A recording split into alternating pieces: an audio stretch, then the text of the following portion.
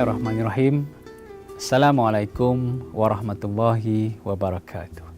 Tuan-tuan dan puan-puan yang saya muliakan, sekali lagi bertemu kita di dalam bulan Ramadan yang mulia ini, dan bulan yang penuh keberkatan. Semoga kita menjadi lebih bertakwa, lebih sihat dan lebih bersemangat di bulan yang mulia ini. Saya ingin bercerita tentang sebuah pohon apple. Sebuah pohon apple. Mungkin tuan-tuan pernah makan buah apple, tapi sekarang bayangkan tentang sepohon buah apple. Kisah pohon apple ini berkait dengan seorang manusia, seorang hamba Allah. Pada suatu ketika, hiduplah sebuah pohon apple dan ada seorang kanak-kanak yang sering bermain di bawah pohon apple ini. Dan anak kecil ini sering bermain-main, berbaring-baring, malah dia selalu tidur di bawah pohon apple yang berbuah dengan lebat itu.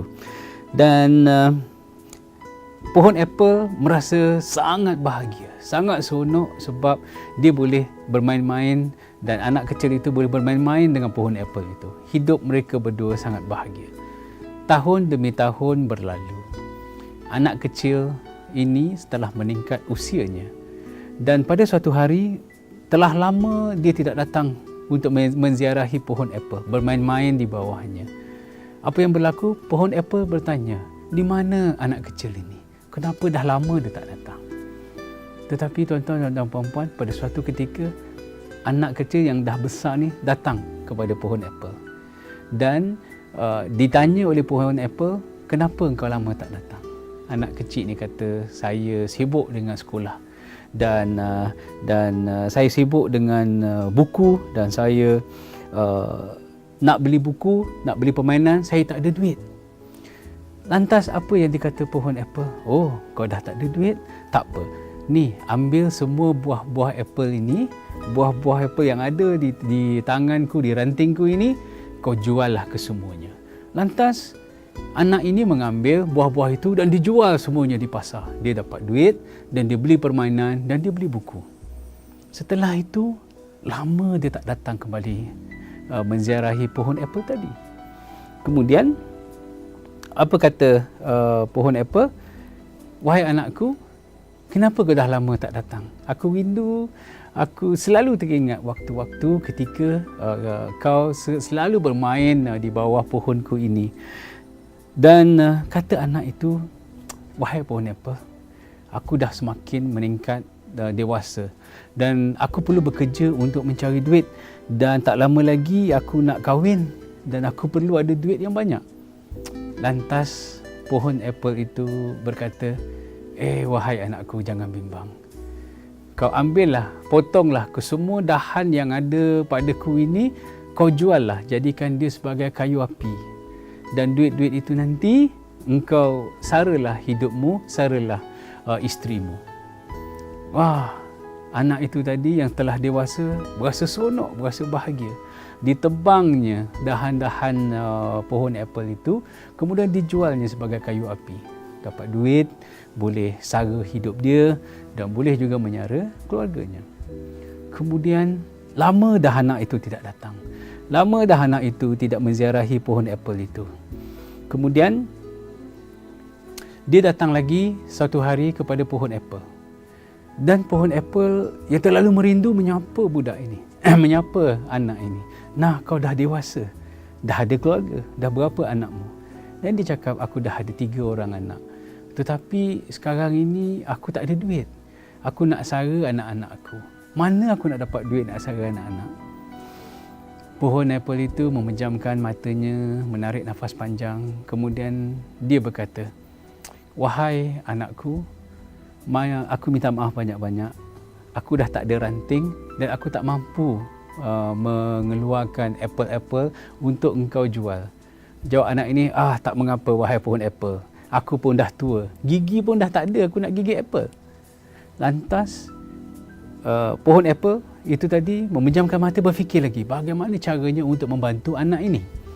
Kemudian dia dapat satu idea dan dia berkata kepada anak ini, anakku, sekarang ini kau tebanglah batang yang ada pada diriku ini. Aku rela engkau mencantas ke semua batang yang ada pada diriku ini, engkau potong-potong kecil-kecil dan engkau juallah ke semua batang apple ini. Lantas anak kecil ini, anak yang dah dewasa ini, dia tak fikir panjang, kemudian dia cantas ke semua batang ini dan sampai bukan saja batang, sampai ke akar-akarnya dipotong kecil-kecil dan kemudiannya dijual. Dan apa yang dilakukan oleh pohon apple tadi, apabila dilihat batangnya dipotong kecil-kecil, dia tertawa gembira dan dia meneteskan air mata. Bukan air mata kekesalan, tetapi sebuah air mata kegembiraan. Kerana apa? Kerana dia mampu memberi sebuah kebahagiaan dan dia mampu membantu kepada anak ini daripada kecil hingga dewasa. Sempena bulan Ramadan yang mulia ini, tuan-tuan dan puan-puan yang saya hormati sekalian, pohon apple itu melambangkan suatu sosok tubuh, suatu malaikat kecil yang bernama ayah dan ibu kita. Kita harus mengenangkan bagaimana ayah dan ibu daripada kita kecil sampai kita dewasa, sampai kita tua, beranak pinak, mendapat jawatan yang baik, kehidupan yang baik. Ibu ayah tidak pernah rasa bosan untuk membantu. Ibu ayah tidak pernah bosan untuk membahagiakan anaknya. Malahan ibu dan ayah tidak pernah berfikir bahawa anaknya itu telah jauh meningkat dewasa. Ibu ayah menjaga kita dan melayan kita daripada kecil sampai besar, seolah-olah anaknya ini tidak pernah besar. Kalau boleh, ibu ingin memeluk, dipeluknya kita kuat-kuat. Kalau ayah itu ingin memeluk dan dia ingin memeluk dan mencium dahi kita sepuas-puasnya. Bulan Ramadan yang mulia ini, tuan-tuan dan puan-puan sekalian, mari kita sama-sama evaluasi diri kita. Di bulan yang mulia ini, apakah nasib ayah dan ibu kita sekiranya ayah dan ibu kita masih ada? Di manakah mereka? Apakah yang mereka sedang lakukan sekarang? Apakah yang mereka lalui sekarang? Nanti berbuka puasa, apakah yang mereka makan? Pernah kita bertanya, apakah juadah berbuka puasa untuk ayah dan ibu? Pernahkah kita bertanya, sihatkah ayah dan ibu kita?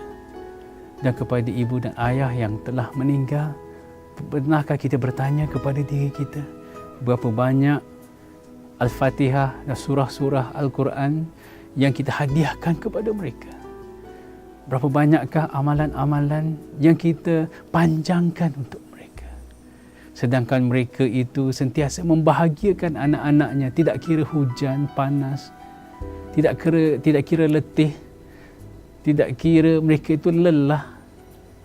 Mereka tidak pernah jemu membesarkan kita.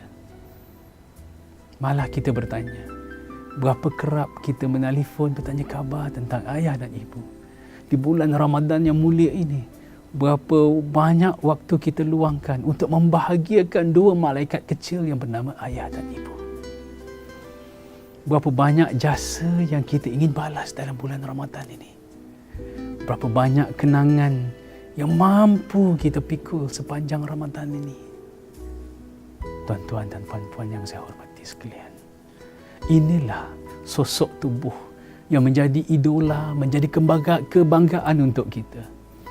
Mari di bulan Ramadan ini kita introspeksi diri bagaimana ibu sanggup bangun di awal pagi, menyiapkan juadah untuk kita bersahur dan kita bersolat bersama-sama dan kita berbuka bersama-sama.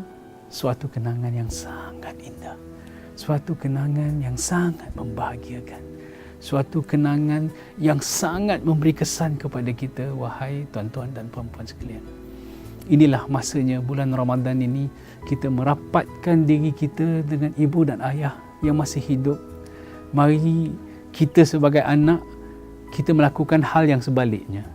Kalau dahulu ibu yang mendakap, memeluk, mencium kedua pipi dan dahi kita, di bulan Ramadan ini mungkin kita melakukan hal yang sebaliknya. Kita dahulu bila berjumpa dengan ibu dan ayah, kita dulu yang memeluk, kita dulu yang mencium dahi ibu. Bayangkan betapa hati ibu, hati ayah akan berbunga. Hati mereka akan merasa bangga bahawa anaknya tidak pernah malu untuk memeluk dan mendakap ibunya. Anaknya tidak pernah malu untuk mendakap ayahnya.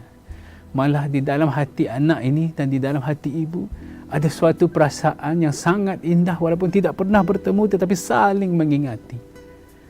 Saling berazam untuk membahagiakan tuan-tuan dan puan-puan. Dengan bulan yang mulia ini juga, mudah-mudahan ibu dan ayah kita akan jauh lebih sihat. Kalaupun mereka sudah meninggal dunia, kita bacakan ayat-ayat Al-Quran supaya dan sedekahkan doa supaya dilapangkan kubur mereka, diterangkan kubur mereka. Dan kenanglah setiap detik indah yang kita lalui bersama dua insan yang bernama ayah dan ibu. Tidak kisah sebesar mana pun pangkat kita, tidak kisah sejauh mana title yang ada pada kita, harta yang banyak pada kita. Tetapi alangkah malang kalau kita tidak mampu meraihkan dan membahagiakan kedua ayah dan ibu kita. Tuan-tuan dan puan-puan yang saya hormati sekalian, kalau hari ini kita tidak mampu untuk mengenang jasa ibu dan ayah, bagaimana suatu hari nanti anak-anak kita akan mengenang jasa dan pengorbanan yang kita lakukan. Kalau kita tidak pernah bertanya kepada ayah tentang kesihatan, tentang makanannya, tentang keadaannya, bagaimana mungkin suatu hari nanti anak kita akan bertanya kepada kita, ibu, ayah sihat? Ibu sihat? Adakah ayah makan apa malam ini? Ibu makan apa malam ini? Mungkin kita tidak akan pernah mendengar ayat-ayat itu keluar daripada anak-anak kita. Sayangilah ibu, ayah, keluarga kita.